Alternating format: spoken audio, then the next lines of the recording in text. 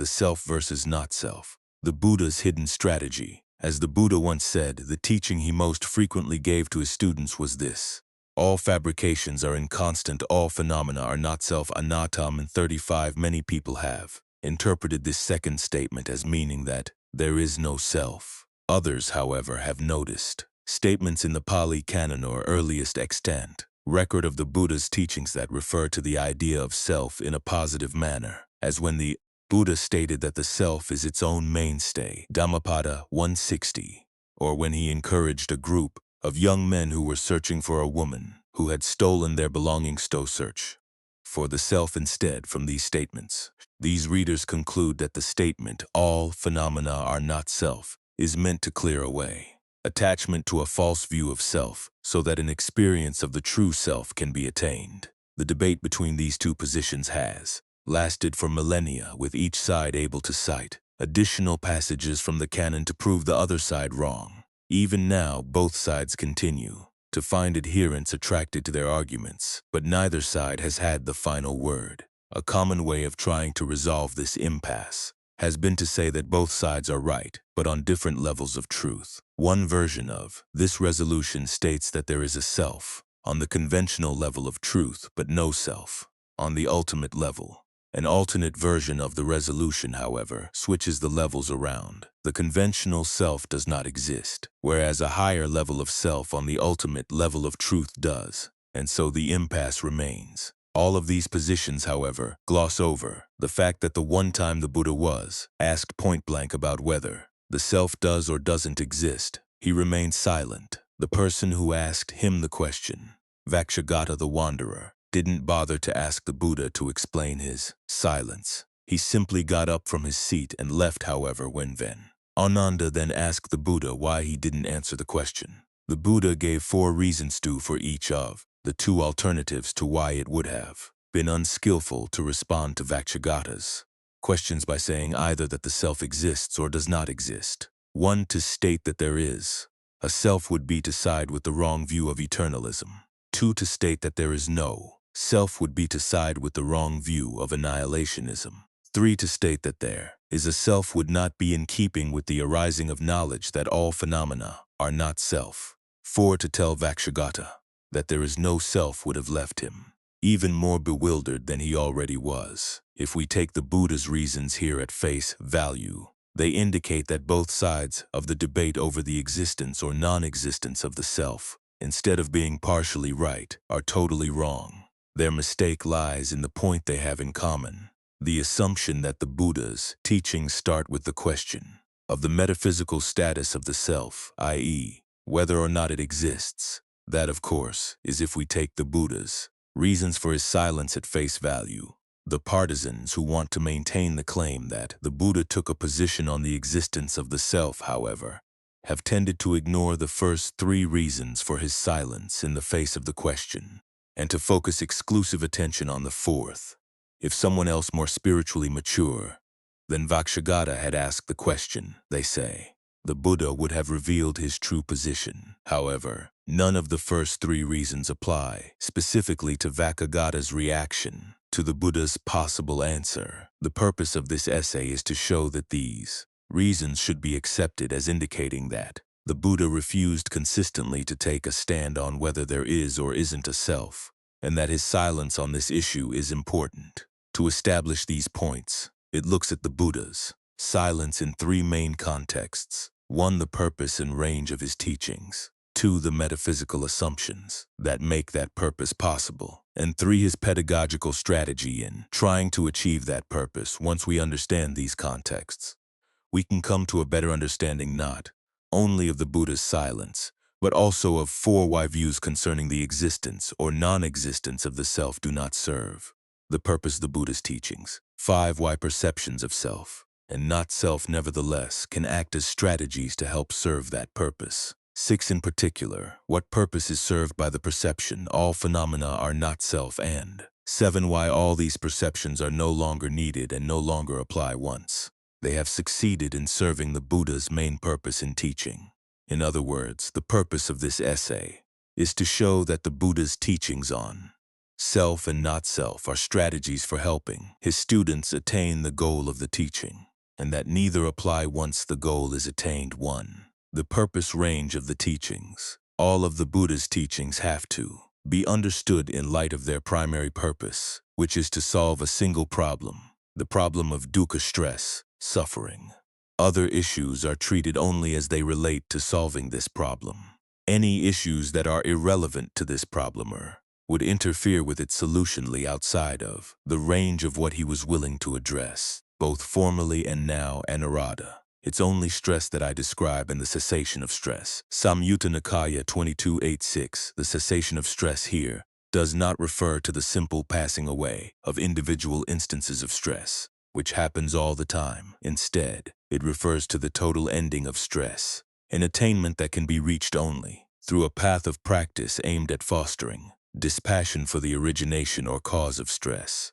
These facts shape the Buddha's central teaching, the Four Noble Truths: stress, its origination, its cessation, and the path of practice leading to its cessation. 2. The metaphysical assumptions of the Four Noble Truths. From these four truths, the metaphysical assumptions underlying the Buddha's teachings as a whole can be detected, and they are not hard to find, for they are revealed by the way. The truths are interrelated. The first two noble truths state that stress is caused by the mental action of craving and clinging. The last two truths state that the cessation of stress can be reached by means of the actions that make up the path to its cessation. The way these truths are paired shows that the Buddha's basic metaphysical assumptions concern action, that action is real, that it's the result of choice, that it has consequences, and that those consequences can lead either to continued stress or to its end. Given these assumptions, it makes sense to look at perceptions of self and not self as types of karma, and to evaluate them as to whether they are actions causing stress or leading to its end, and that is exactly what the Buddha does. He points to the act of creating a sense of self-identity. His terms, I-making and my-making, ahankara. Mamankara is a major cause of stress. The not-self teaching is also an action, a perception. That is one of many actions employed as part of the path to the ending of stress by bringing that cause to an end. However, the Buddha also found that certain types of self-identity were useful in getting his students started on the path and to motivate them to stay on course until the skills of the path were so mature that the perception of self was no longer needed. The perception of not-self would then be used to undercut any clinging to any possible sense of self, thus bringing about full awakening, because one of the descriptions of awakening is that it's the end of action. Every act of perception, including perceptions of self and not self, be put aside when awakening is reached. This means that in the Buddha's teachings about the path, both self and not self are used, not as metaphysical tenets, but as strategies, perceptions that are meant to serve a particular purpose along the way, and to be put aside when no longer needed. In fact, the entire path to the end of stress is a set of 8 strategiest factors that give the path its name as an eightfold path.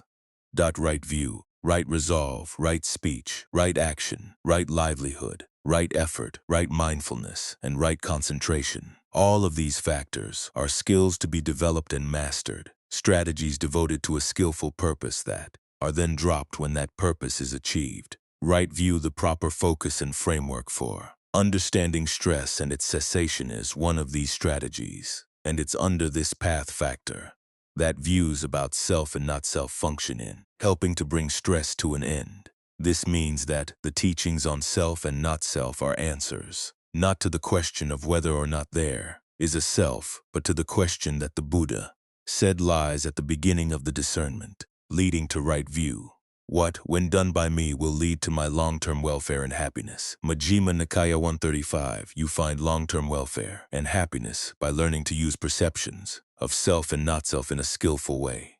As for the goal, the cessation of stress, the canon states that although it may be experienced, it lies beyond the range of description, and so any descriptions of self or not self would not apply. Because it is the end of action, it is devoid of all strategies. Concepts of self and not self can be dropped not only because they are inadequate to describe the goal, but also because once the goal is attained, they have no function to serve. 3. The Buddha's teaching strategy. to help his listeners master right view as a means to that goal. The Buddha followed a pedagogical strategy of answering only those questions that stayed on topic. In line with this policy, he divided questions into 4 categories based on how they should be handled to keep the listener properly focused with the correct framework in mind. Anguttara Nikaya 442. The first category covers questions deserving a categorical answer, i.e., an answer true across the board. Second category covers those deserving an analytical answer, one in which he would expand or rephrase the question to show under what conditions his answers would or would not apply.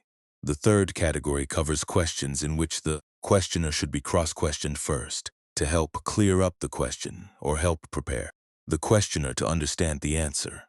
The fourth category covers questions that should be put aside because they treat issues that are off topic and would lead the questioner off course. The most important questions deserving categorical answers are those focused on the skills of the 4 noble truths: comprehending stress, abandoning its cause, realizing its cessation, and developing the path of practice to its cessation.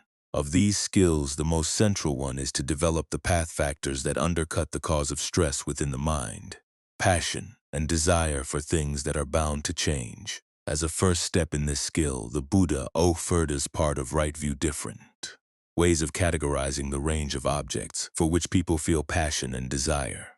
A primary set of categories consists of 5 activities, called aggregates: khandha, form, feeling, perception, fabrications, and consciousness. When people cling to these activities through passion and delight, they suffer, as Ven Sariputta, one of the Buddha's foremost disciples, explained to a group of his fellow monks. Ven Sariputta: friends, in foreign lands there are wise nobles and Brahmins, householders and contemplatives for thee. People there are wise and discriminating who will question a monk, "What is your teacher's doctrine?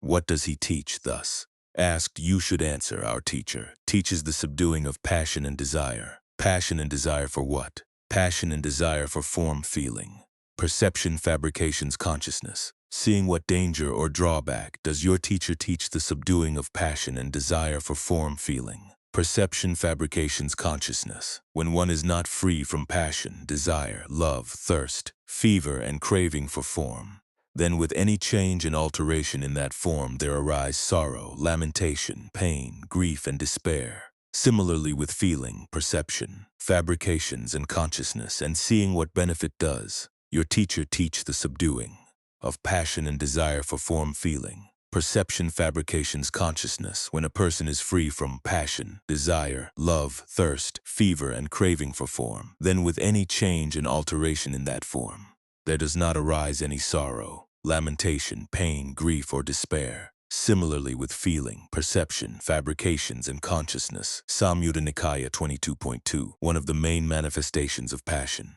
and desire for these aggregates is to view them as me or mine, creating a sense of self around them. There is the case where an uninstructed, run-of-the-mill person who has no regard for noble ones is not well-versed or disciplined in their Dhamma, who has no regard for men of integrity, is not well-versed or disciplined in their Dhamma, assumes form to be the self, or the self as possessing form, or form as in the self, or the self as in form. He is seized with the idea that I am form or form is mine. As he is seized with these ideas, his form changes and alters, and he falls into sorrow, lamentation, pain, distress, and despair over its change and alteration. Similarly with feeling, perception, fabrications, and consciousness. Samyutta Nikaya 22.1.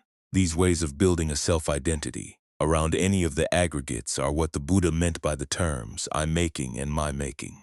Beings engage in the process of I-making and my-making because of the pleasure to be found in the aggregates. Mahali, if form were exclusively stressful followed by stress, infused with stress and not infused with pleasure, beings would not be infatuated with form, but because form is also pleasurable followed by pleasure, infused with pleasure and not infused with stress, beings are infatuated with form. Through infatuation they are captivated. Through captivation they are defiled. This is the cause, this the requisite condition for the defilement of beings.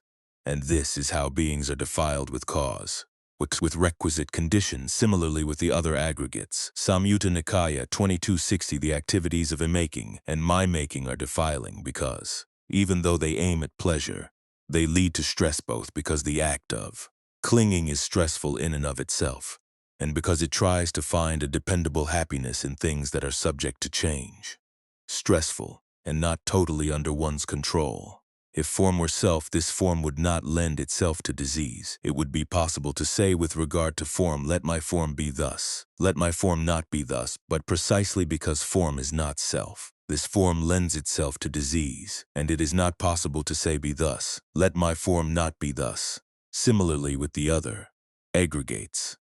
Samyutta Nikaya 2259. Monks, do you see any clinging in the form of a doctrine of self which, when you cling to it, there would not arise sorrow, lamentation, pain, grief, and despair? No, Lord, neither do I. What do you think, monks, if a person were to gather or burn or do as he likes with the grass, twigs, branches, and leaves here in Jeddah's grove, would the thought occur to you, it's us that this person is gathering, burning, or doing with as he likes? No, Lord, why is that? Because those things are not ourself and do not pertain to ourself. Even so, monks, whatever is not yours, let go of it. Your letting go of it will be for your long-term welfare and happiness. And what is not yours? Form is not yours. Feeling is not yours. Perception, fabrications, consciousness is not yours. Let go of it. Your letting go of it will be for your long-term welfare and happiness. Majjhima Nikaya 22.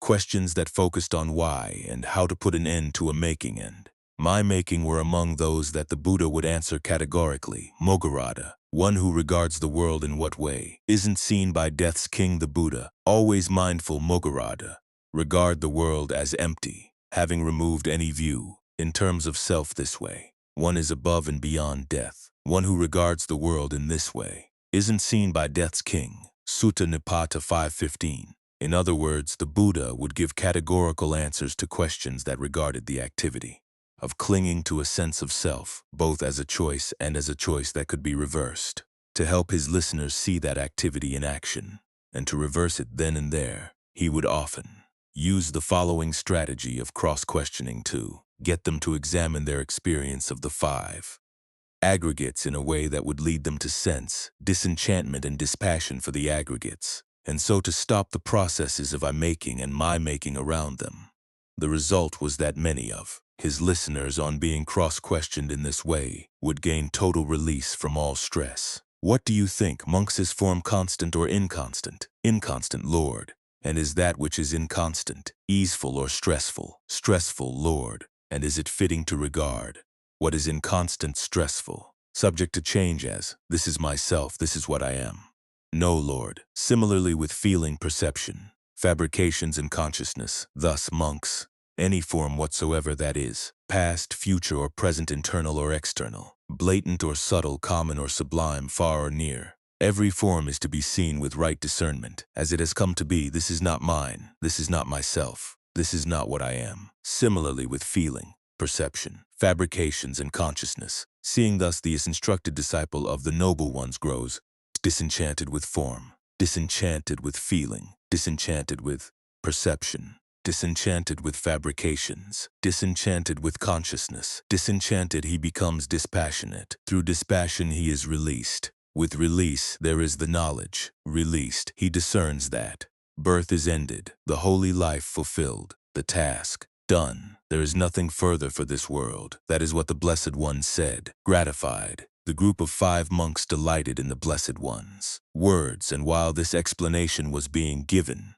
the minds of the group of 5 monks, through lack of cling sustenance, were released from effluence. Samyutta Nikaya 2259. Notice, however, the conclusion to which this pattern of cross-questioning leads, that the aggregates do not deserve to be regarded as mine, myself, or what I am for the purposes of leading his listeners to release.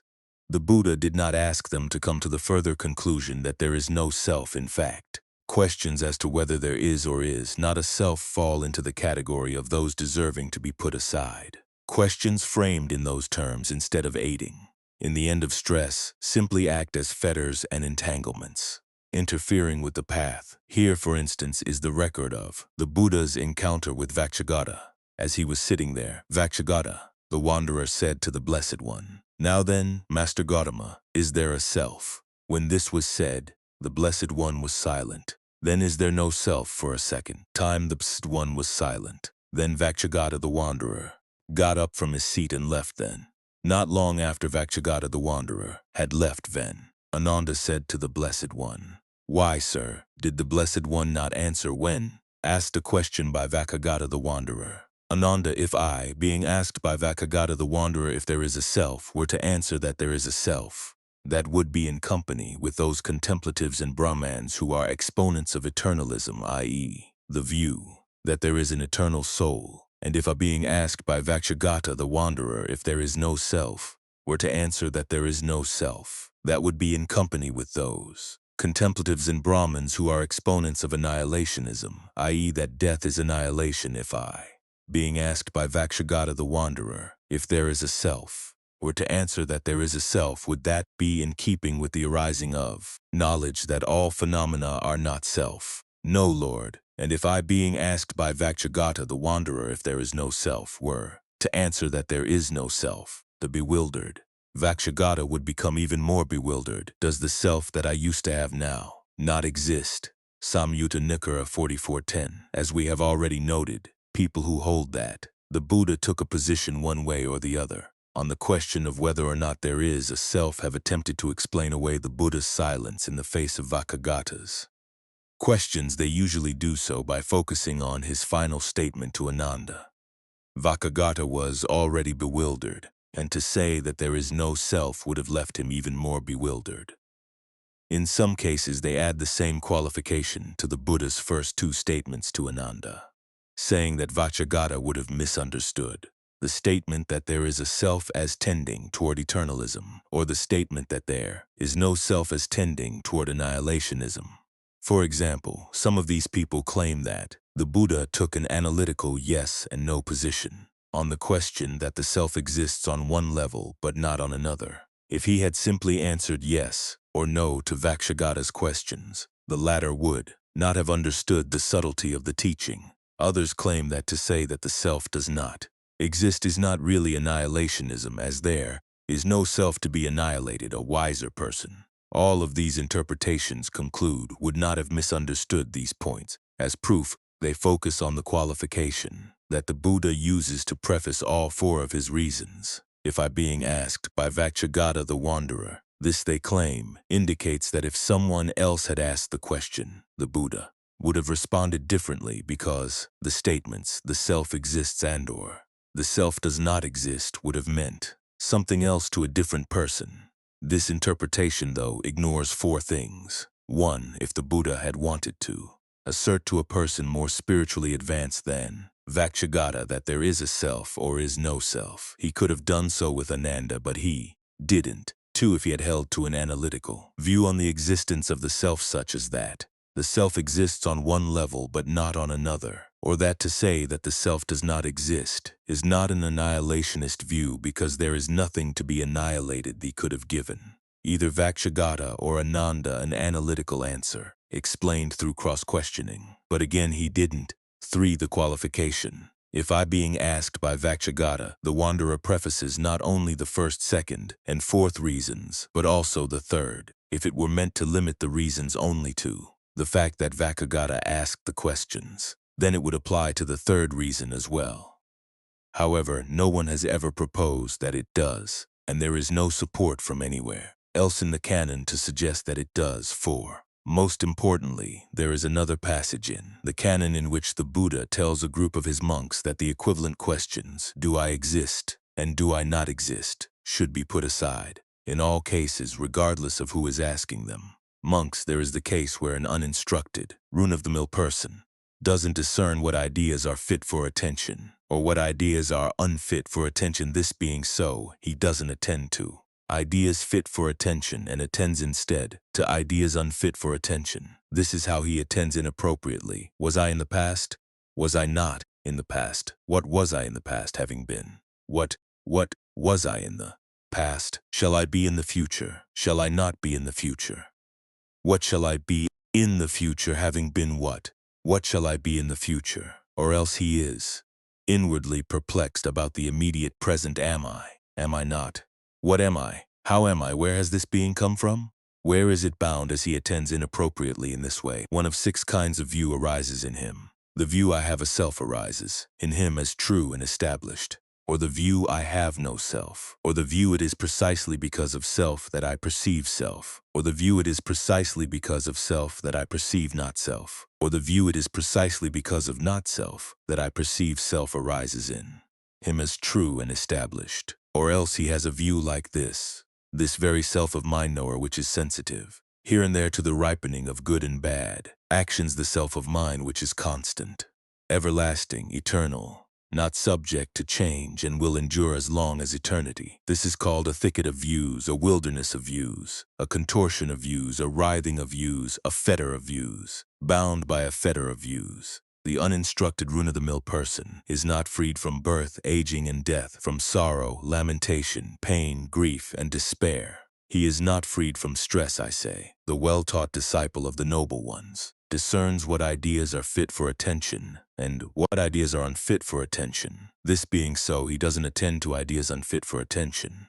and attends instead to ideas fit for attention. He attends appropriately. This is stress, this is the origin of stress, this is the cessation of stress, this is the way leading to the cessation of stress, as he attends appropriately. In this way, 3 fetters are abandoned in him: identity view, uncertainty, and grasping at habits and practices. Majjhima Nikaya 2. This passage makes many important points, but 2 are most relevant here.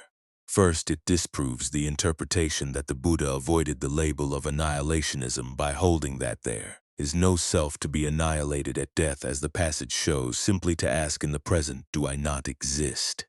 And to come up with the answer, I have no self, is just as much a fetter as to come up with the answer, I have a self that later might be annihilated. Both positions get in the way of attending to ideas that are fit for attention. Second, the passage shows that such questions as is there a self? Is there no self? Am I not? What am I? All fall into the category of questions that should consistently be put aside, regardless of who asks them. Thus, the Buddha's first 3 reasons for not answering Vakshagata's questions hold not only in Vakshagata's case, but in every case where those questions or their equivalents are asked. 4. 2 fetters of views. Whenever the Buddha put a question aside, there was always a reason why. The above passage from Majjhima Nikaya 2 gives the short answer to the why in this case. Both the view I have a self and the view I have no self, and in fact all attempts to answer the question, do I exist, act as fetters and entanglements that prevent the ending of stress in the terms that Ven Sariputta uses in Samyutta Nikaya 22.2. The act of holding to a view that there is a self or that there is no self is a form of passion or desire for the perceptions and mental fabrications that go into forming the view. That's the short answer. To gain a more detailed understanding of why the questions behind these views should be put aside, it's worth looking into the first 3 reasons the Buddha gave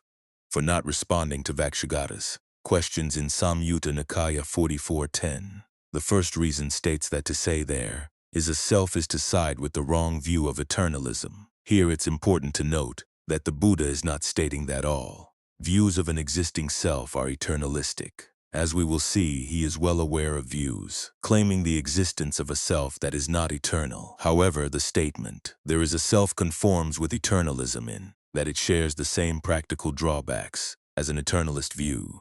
It cannot be used as part of the strategy for putting an end to stress because, in holding to this sort of view, there is a double level of attachment to the view itself and to the objects the view identifies as self. This is why the Buddha so frequently deconstructed the view of an existing self in order to help his listeners advance along the path. One of his most thorough treatments of the view that there is a self is found in the Great Causes, Discourse Digha Nikaya 15. There he rejects any and all views that there is a self.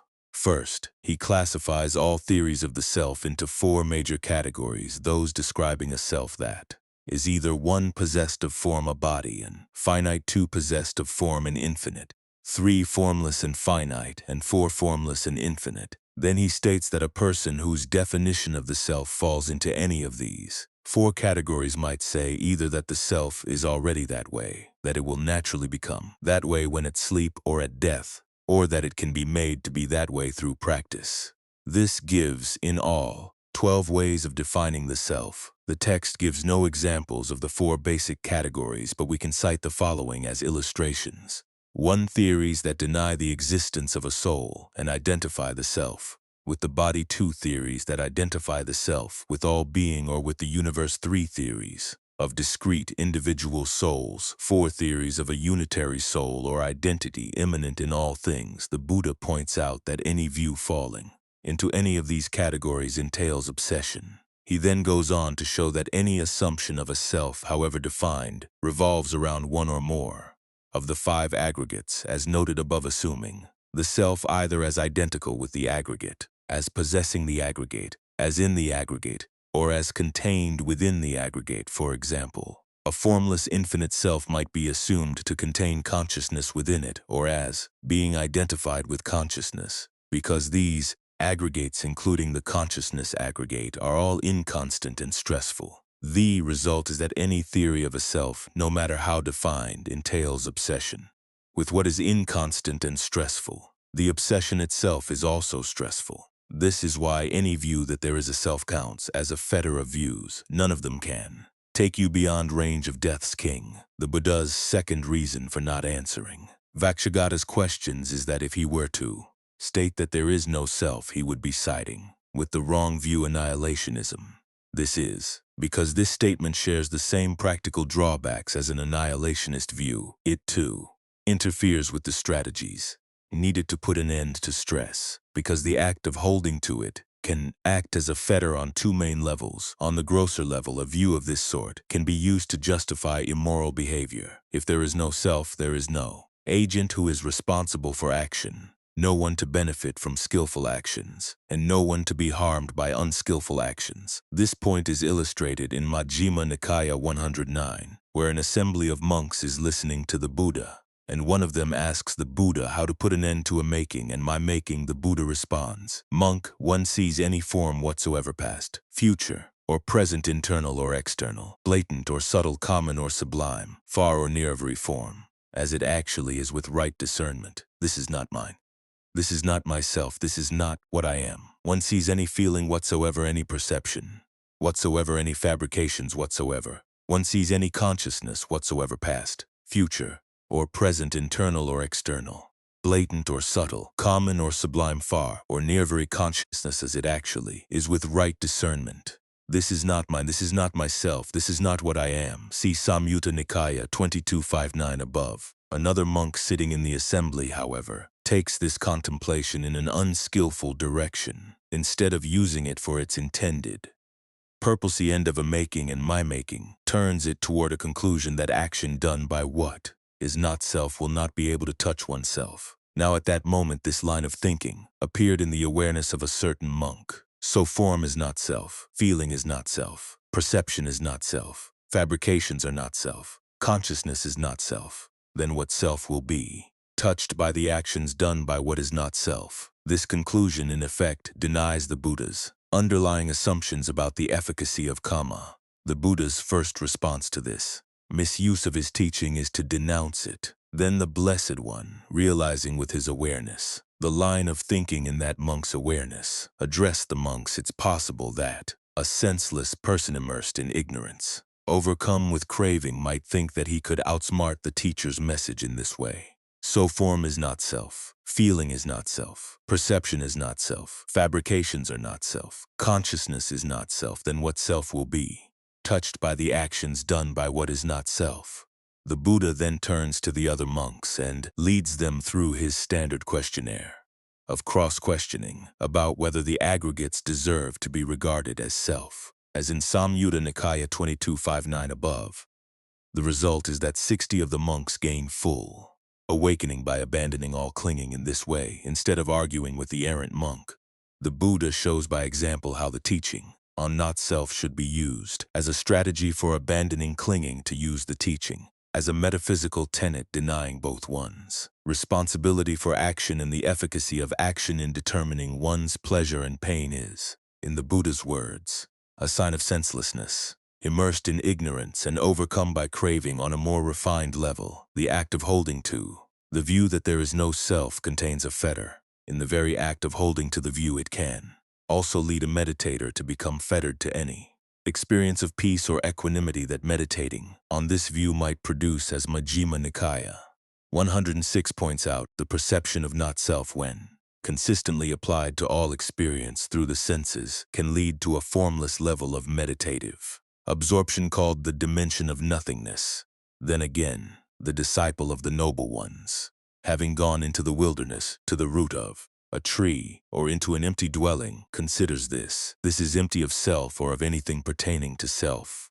Practicing and frequently abiding in this way, his mind acquires confidence in that dimension.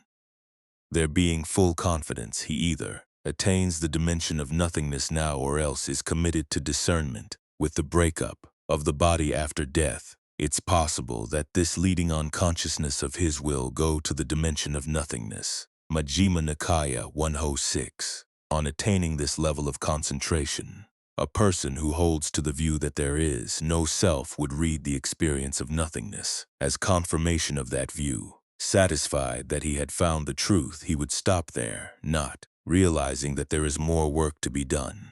That's because in that state, as in all the formless attainments, any contentment with the attainment and the peaceful sense of equanimity it contains makes it an object of clinging. When this was said, Vinanda said to the Blessed One, "There is the case, Lord, where a monk, having practiced in this way, should not be, it should not occur to me, it will not be, it will not occur to me, what has come to be, that I abandon obtains equanimity now."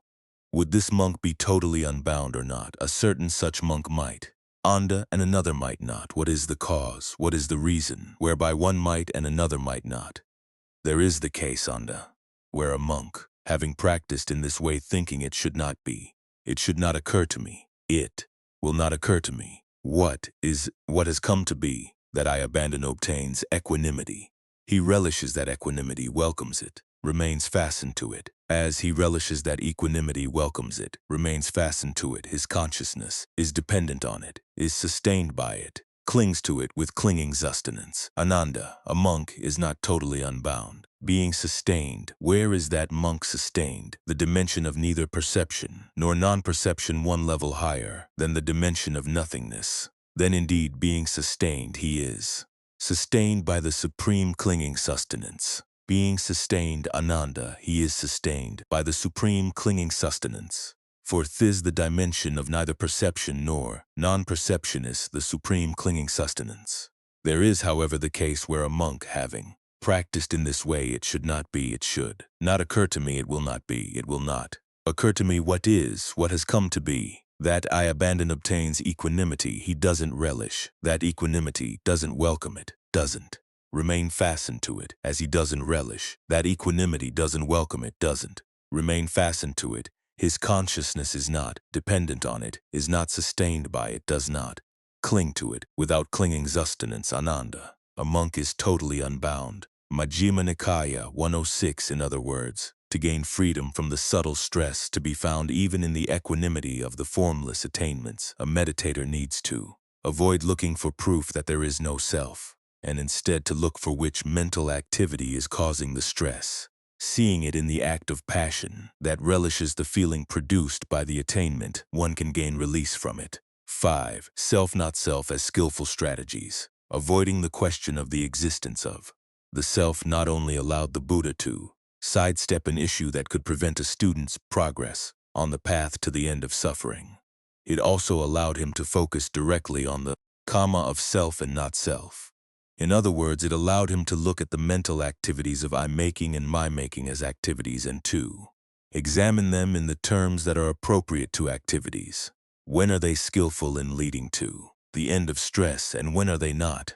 If he had held to the doctrine that there is no self, there would have been no space in his teaching for the possibility that the notion of self could actually play a skillful role on the path. For it would have been a lie with no room for I-making or my-making, the question that lies at the beginning of discernment. What, when done by me, will lead to my long-term welfare and happiness, would have been aborted if, on the other hand, he had held to the doctrine that there is a self then whatever he identified as self could not be regarded as not self, and so would have been left as an object of clinging, and thus a remaining area of limitation and stress. But to treat a making and my making purely as activities allowed him to give precise, helpful advice on when and where the perceptions of self and not self, and what kind of self are, skillful strategies and when not. We have already seen several examples of the Buddha recommending the perception of not self as skillful. Here are a few examples of when he and his disciples recommended the perception of self as a skillful strategy along the path. Your own self is your own mainstay. For who else could your mainstay be with you yourself well trained? You obtain a mainstay hard to obtain. Dhammapada 160. Evil is done by oneself. By oneself is one defiled. Evil is left undone by oneself. By oneself is one cleansed. Purity and impurity are one's own doing. No one other purifies one. Dhammapada 165. You yourself should reprove yourself, should examine yourself as a self-guarded monk with guarded self. Mindful you dwell at ease. Dhammapada 379. And what is the self as a governing principle?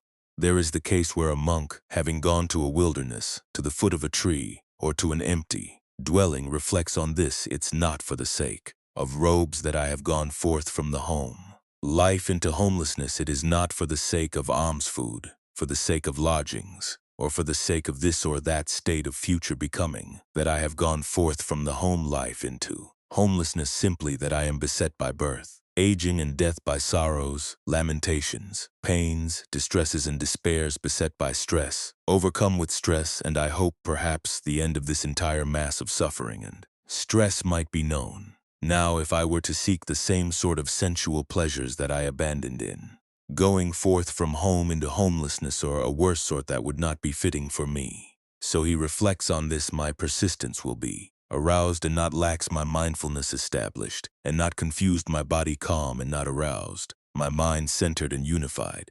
Having made himself his governing principle, he abandons what is unskillful, develops what is skillful, abandons what is blameworthy, develops what is unblameworthy, and looks after himself in a pure way.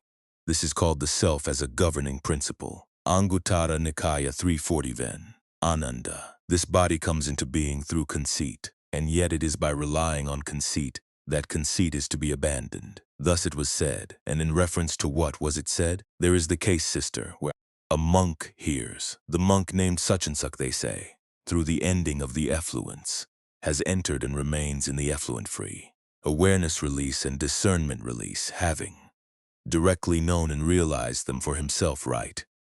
In the here and now the thought occurs to him. The monk named such and such, they say, through the ending of the effluence has entered and remains in the effluent free. Awareness release and discernment release, having directly known and realized them for himself right in the here and now. Then why not me? Then he eventually abandons conceit, having relied on conceit. This body comes into being through conceit, and yet it is by relying on conceit that conceit is to be abandoned. Thus it was said, and in reference to this was it said, Anguttara Nikaya 4:1-9. These passages show that the idea of self can play a useful role on the path by creating a sense of self-reliance and clear motivation to practice. Without these skillful forms of I-making and my-making, a meditator would find it hard to get started and to stay on the path. Only after these skillful uses of the idea of self have done their work in leading the meditator to strong mindfulness and concentration can they be abandoned with the perception of not-self applied to the path, as we have seen above. Ultimately, even this perception can be abandoned when passion and delight for all five aggregates, including the aggregate of perception, are put aside and the mind reaches total release from stress. 6. The strategic use of the knowledge. All phenomena are not self. As the above discussion shows, the Buddha's first two reasons for not answering Vakshagata's questions have many strategic implications and show the wisdom of taking no position as to whether there is or is not a self. This leaves us with the Buddha's third reason for not answering Vakshagata's questions, that to say there is a self would not be in keeping with the arising of the knowledge that all phenomena are not self. To understand why the Buddha saw the arising of this knowledge as so important, we have to understand what the statement, all phenomena are not self, means, and b. what strategic purpose it serves on the path. In the Buddha's vocabulary, both the words all, sabba, and phenomena dhamma have very precise ranges of meaning. First, all. What is all? Simply the eye and forms, ear and sounds, nose and aromas, tongue and flavors, body and tactile sensations, intellect and ideas. This, monks, is termed the all. Anyone who would say, repudiating this all, I will describe another, if questioned on what exactly might be the grounds for his statement, would be unable to explain, and furthermore would be put to grief. Why? Because it lies beyond range. 35-3, in other words, the range of the word all goes only as far as the six senses and their objects, sometimes called the six spheres of contact. Anything beyond that range cannot be described, even as remaining or not remaining. When those spheres of contact fade and cease, then, mahakotita, with the remainderless fading and cessation of the six spheres of contact, is it the case that there is anything else? Ven, Sariputta, don't say that, my friend. Ven, mahakotita, with the remainderless fading and cessation of the six spheres of contact, is it the case that there is not anything else? Ven, Sariputta, don't say that, my friend. Ven, mahakotita, is it the case that there both is and is not anything else? Ven, Sariputta, don't say that, my friend. Ven, mahakotita, is it the case that there neither is nor is not anything else? Ven, Sariputta, don't say that, my friend. Ven, mahakotita, being asked if there is anything else, you say, don't say that, my friend. Being asked if there is not anything else, if there both is and is not anything else, if there neither is nor is not anything else, you say, don't say that, my friend. Now, how is the meaning of this statement to be understood, Ven, Sariputta? Saying, is it the case that there is anything else? Is it the case that there is not anything else? Is it the case that there both is and is not anything else? Is it the case that there neither is nor is not anything else? One is objectifying the non-objectified. However far the six spheres of contact go, that is how far objectification goes. However far objectification goes, that is how far the six spheres of contact go. With the remainderless fading and cessation of the six spheres of contact, there comes to be the cessation of objectification, the stilling of objectification. Anguttara Nikaya 4.173, the dimension of non-objectification, although it cannot be described, can be realized through direct experience. Monks, that dimension is to be experienced, where the eye vision ceases and the perception of form fades. That dimension is to be experienced where the ear ceases and the perception of sound fades, where the nose ceases and the perception of aroma fades, where the tongue ceases and the perception of flavor fades, where the body ceases and the perception of tactile sensation fades, where the intellect ceases and the perception of idea phenomenon fades. That dimension is to be experienced. Sen 35-116. So the word all, even though it may cover the entirety of experience that can be described, does not cover the entirety of what can be directly experienced. Similar considerations apply to the word phenomenon, as the last quotation indicates. Phenomenon applies to objects of the intellect or mind. Manas T90 shows that these objects can be either fabricating, conditioned, willed, put together, or not. Thus in the teaching, all fabrications are inconstant, all phenomena are not self. The term not self applies to a wider range of phenomena than does the term inconstant. Only fabricated phenomena are inconstant. Both fabricated and unfabricated phenomena are not self. The highest unfabricated phenomenon is dispassion viraga, which can also be translated as fading, as in Anguttara Nikaya 4.173 and SN 35.1. Above, among whatever phenomena there may be, fabricated or unfabricated, dispassion, subduing of intoxication, the elimination of thirst, the uprooting of attachment, the breaking of the round, the destruction of craving, dispassion, cessation, the realization of unbinding is considered supreme. Those who have confidence in the phenomenon of dispassion have confidence in what is supreme. And for those with confidence in the supreme, supreme is the result. 80-90. Some of the terms following dispassion in this passage are its synonyms, some are not. Those that aren't are events that follow automatically on it, however, because Dhamma can also mean event. All these events come under the classification of the highest unfabricated event, however, even though the realization of unbinding nibbana is classed as a Dhamma. Several passages in the canon indicate that unbinding itself is not this point. is clearest in the following exchange, where the young Brahmin Upasiva describes the goal as a Dhamma, whereas the Buddha is careful to say that it is where all Dhammas are done away with. Upasiva, one who has reached the end. Does he not exist, or is he for eternity free from affliction? Please, sage, declare this to me, as this Dhamma has been known by you. The Buddha, one who has reached the end, has no criterion by which anyone would say that it does not exist for him. When all Dhammas are done away with, all means of speaking are done away with as well. Sutta Nipata 5-6.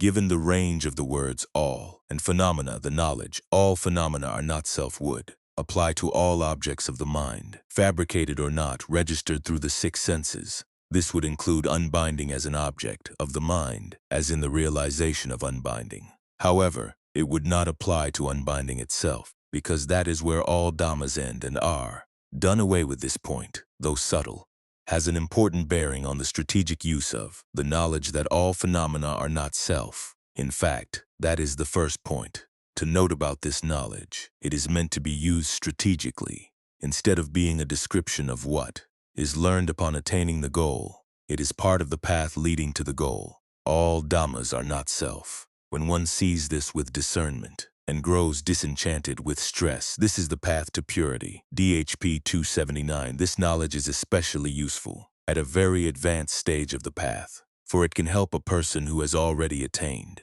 a partial awakening to attain total awakening. There are, all in all, 4 stages of awakening described in the canon. The first 3 involve seeing the deathless, the last a total plunge into unbinding. This point is indicated in the following simile. Ven Narada, it's as if there were a well along a road in a desert with neither rope nor water bucket. A man would come along overcome by heat, oppressed by the heat, exhausted, dehydrated, and thirsty. He would look into the well and would have knowledge of water, but he would not dwell touching it with his body. In the same way, although I have seen properly with right discernment, as it has come to be, that the cessation of becoming is unbinding, still I am not an arahant whose effluents are ended. 12.6.8. The implied analogy here is that the arahant is like someone who has plunged into the well and dwells, touching the water with his body. Another simile compares the path to total awakening to the act of crossing a river. In this case, the water stands for craving, and for the flow of suffering in the wandering of repeated rebirth. The first 3 stages of awakening correspond to the point where one gains a footing on the far side of the river. Full awakening, the point where one has climbed to safety on the bank, where all Dhammas have been brought to a final end. All Dhammas gain footing in the deathless. All Dhammas have unbinding as their final end.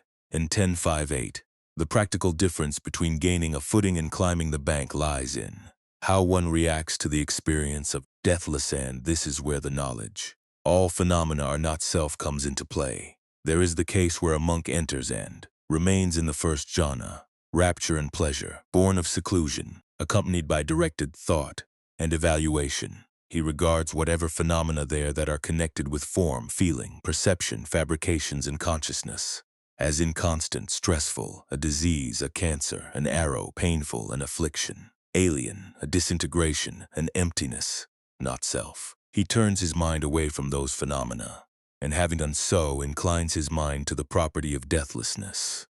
This is peace, this is exquisite, the resolution of all fabrications, the relinquishment of all acquisitions, the ending of craving, dispassion, cessation, unbinding. Staying right there, he reaches the ending of the effluence, or, if not, then through this very Dhamma passion, this Dhamma delight, and from the total wasting away of the 5 lower fetters, self-identity views, grasping at habits and practices, uncertainty, sensual passion, and irritate due to be spontaneously reborn in the pure abodes, there to be totally unbound, never again to return from that world.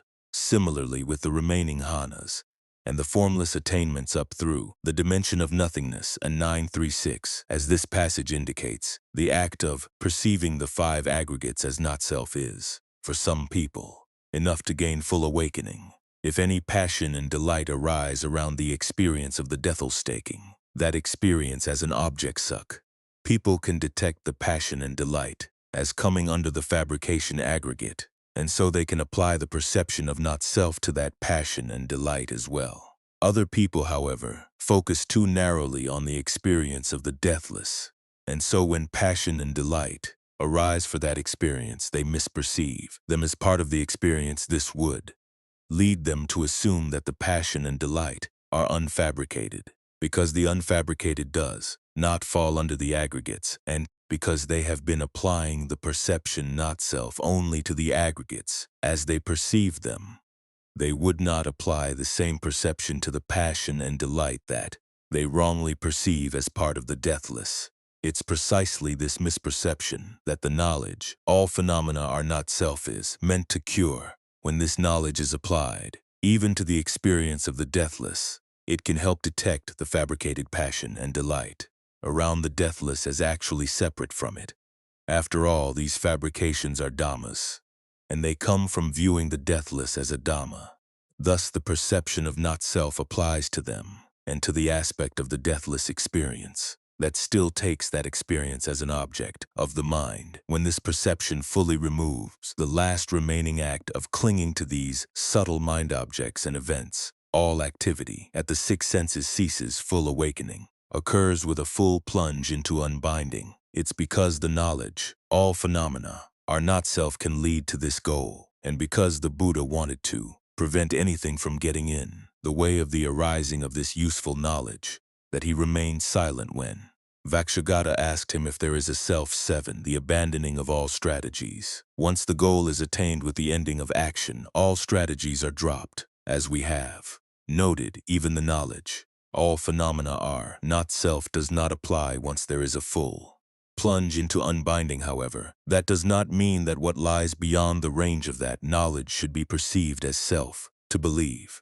that it does would be to fall into the wrong view that the Buddha avoided by not answering Vakshagata's first question. As the above passage from Sen 5.6 indicates, there is no way of describing the person who has reached the end, a point that applies both to descriptions that use self and those that use not self. In saying that the awakened person cannot be described, the Buddha was not simply being lazy in his use of language. He had a very clear notion of what defines a living being.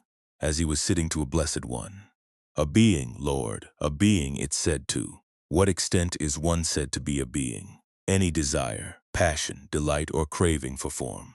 Rather, when one is caught up satta there, tied up visata there, one is said to be a being satta. Any desire, passion, delight, or craving for feeling, perception, fabrications. Any desire, passion, delight, or craving for consciousness. Rather, when one is caught up there, tied up there, one is said to be a being. Sen 23:2. If one stays obsessed with form, that's what one is measured by.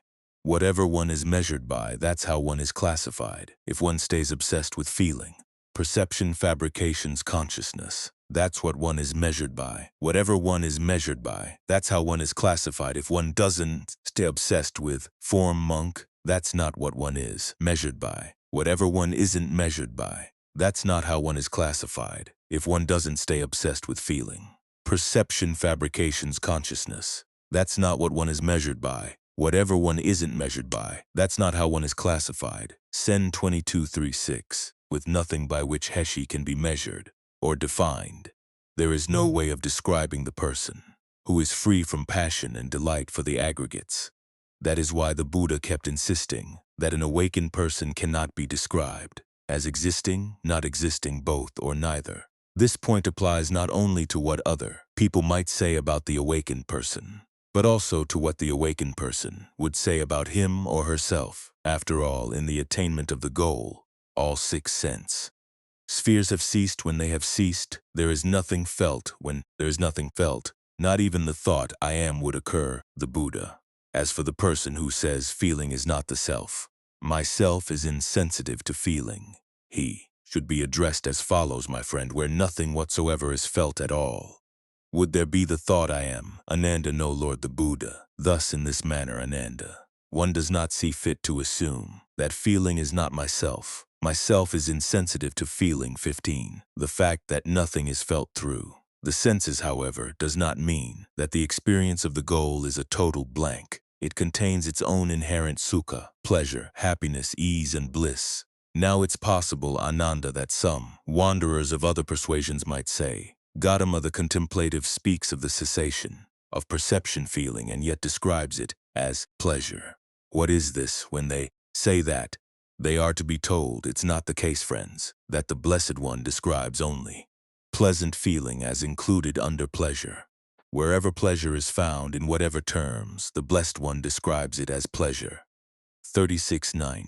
It's because of this supreme pleasure that when an awakened person, after experiencing the goal and returning to the realms of the six senses, no longer feels the need to feed on the feelings that the six senses provide. Sensing a feeling of pleasure, one senses it disjoined from it. Sensing a feeling of pain, one senses it disjoined from it. Sensing a feeling of neither pleasure nor pain, one senses it disjoined from it. This is called a well-instructed disciple of the Noble Ones, disjoined from birth, aging, and death, from sorrows, lamentations, pains, distresses, and despairs, disjoined, I tell you, from suffering and stress. Sen 36.6. With no need to feed off the six senses, the awakened person is freed from any need to read a self or other into sensory experience.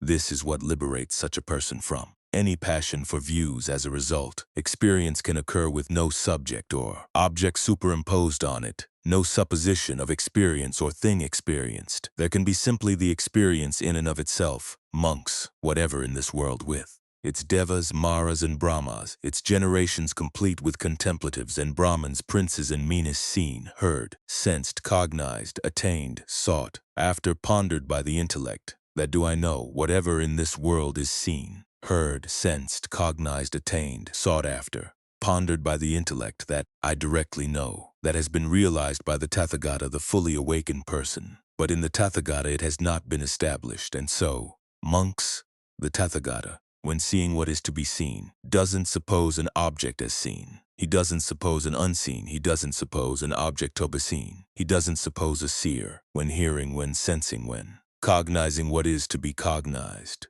He doesn't suppose an object as cognized. He doesn't suppose an uncognized. He doesn't suppose an object to be cognized. He doesn't suppose a cognizer. And so, monks, the Tathagata being the same with regard to all phenomena that can be seen, heard, sensed, and cognicities, such, and I tell you, there is no other such higher or more sublime whatever is seen or heard or sensed, and fastened onto as true by others. One who is such among the self-fettered would not further assume to be true or even false, having seen well in advance that arrow, where generations are fastened and hung. I know, I see, that's just how it is. There's nothing of the Tathagata fastened in 424. A view is true or false only when one is judging how accurately it refers to something else, and one needs to do this as long as one has not yet fully reached full awakening. But when awakening is fully reached, one no longer needs views as guides to the highest happiness, for that happiness has already been attained. So one is free to regard every view purely as a mental or verbal act, an event in and of itself, and when this is the case, true and false can be put aside. Thus for Tathagata, whose lack of hunger frees him not to impose notions of subject or object on experience, and who can regard sights, sounds, feelings, and thoughts purely in and of themselves, views don't have to be true or false. They can just be phenomena, actions, events, so be experienced. With no notion of subject, there are no grounds for I know, I see. With no notion of object, no grounds for that's just how it is. Views of true, false, self, no self, etc. thus lose all their holding power, and the mind is left free to its suchness, untouched, uninfluenced by anything of any sort. Although the Buddha as a teacher used views as strategies to help his students gain release, his suchness having gone beyond the need for such strategies was something beyond. Does Master Gautama have any position at all? A position, Vaka, is something a Tathagata has done away with. What a Tathagata sees is this: such is form, such its origination, such its disappearance, such is feeling, such its origination, such its disappearance, such is perception, such are fabrications, such is consciousness, such its origination, such its disappearance. Because of that I say, a Tathagata with the ending, fading, cessation, renunciation, and relinquishment of all supposings, all excogitations, all I-making and my-making, and obsession with concitus, through lack of clinging sustenance, released. Majjhima Nikaya 72. This, monks, the Tathagata discerns, and he discerns that these positions thus seized, thus held to, lead to such and such a destination. to such and such a state in the world beyond, and he discerns what is higher than this. And yet discerning that, he does not grasp at that act of discerning, and as he is not grasping at it, unbinding nibbutī is experienced right within. Knowing as they have come to be, the origination, disappearance, allure, and drawbacks of feelings along with the escape from feelings, the Tathagata, monk through lack of clinging sustenance is released. Digha Nikaya 1. The canon thus contains plenty of evidence that the Buddha meant his most frequent teaching, that all phenomena are not self to be used as a strategy for putting an end to clinging, because the end of clinging leads to the end of suffering. This teaching thus serves the overall purpose of why he taught in the first place.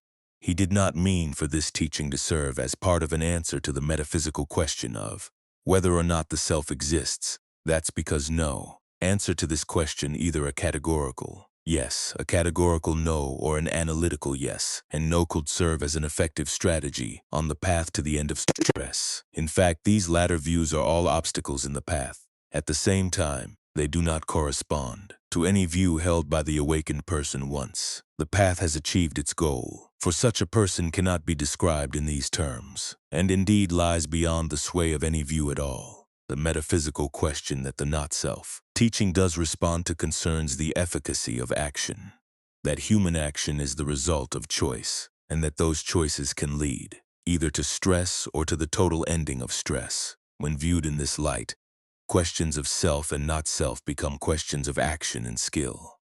When choosing to use a perception of self will lead to long-term welfare and happiness, what kind of perception of self is useful toward that end? And when it's skillful to apply the perception of not-self instead, by avoiding the question of whether there is or is not a self, the Buddha was freed to focus on the most effective way to use perceptions both of self and of not-self as tools on the path. In particular, he was freed to employ the teaching that all phenomena are not self as a tool, leading his students to drop subtle forms of clinging without, at the same time, creating even subtler forms. That's why this strategy can help them reach full awakening, because the path to awakening leads to a total happiness. The need to think in terms of self and not self ends when the path reaches its goal. And because the path is a set of actions leading to the end of action, all aspects of the path including perceptions of self and not-so-fair strategies, actions adopted to serve a purpose and then put aside when that purpose is served.